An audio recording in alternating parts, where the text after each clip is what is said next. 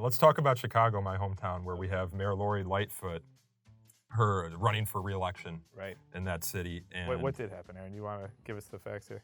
Yeah, so I think it was a staffer campaign staffer, yeah.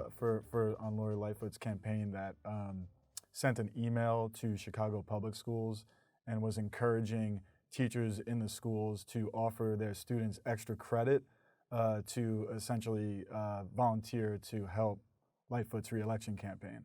Somebody should have said something. No, this is no good. I don't think you have to be a First Amendment scholar or, it's just I think the average person can look at this and see that it's at least inappropriate. Yeah, well, let me ask you about this. Let me steelman this, right? Because I know that you can get course credit. I don't know, in college I remember you could. I don't know about high school for participating in campaigns.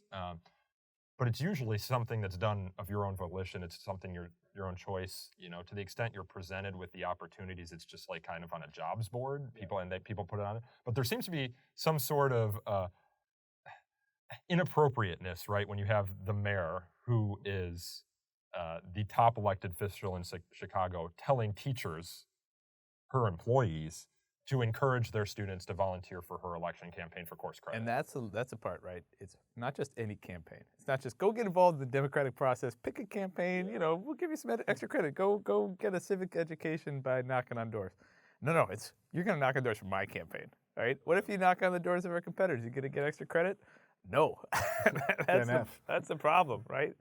You're commandeering students to engage in the political process in support of a particular candidate or a particular message. And that's a big, big compelled speech violation. And we've seen that at FIRE. This has come up over the years. We've seen instances like this where we've had professors, I'm thinking of a case that is one of the earliest FIRE cases that I was around for. The Citrus College case?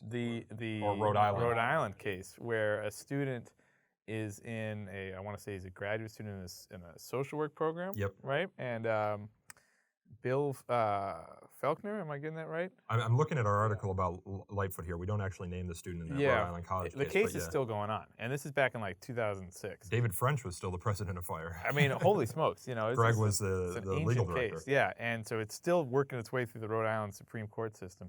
But he was required to engage in a group project, I think, for his graduate class in social work, where he had to lobby on behalf of a particular topic. And he proposed a conservative topic. He's a conservative, and his professor said, no, you can't do this. You're going to have to figure out someone else to lobby in support of.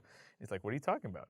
So the professor was dictating the terms of his public engagement beyond class. Like, it's one thing if it's a Socratic exercise saying, I remember one of the best classes I ever had was a guy, former Bush administration official, NYU undergrad, public policy class, hard class, good class. And he said, you're going to just assigned everybody topics that you're going to make the argument in support of. Me, I was privatizing Social Security. I know more about Social Security to this day than I would have had I not had to argue what was an unfamiliar position to me at the time. And, steel manning your arguments, getting all set, fine, it's a pedagogical exercise within the walls of the classroom. But as soon as you say, and now you're going to go make that argument and sign your name to it and send it to, your elected official, or you're going to go to the State House here in Rhode Island and lobby in support of this thing. I mean, no, it's not just an academic exercise. Right. That's something totally different.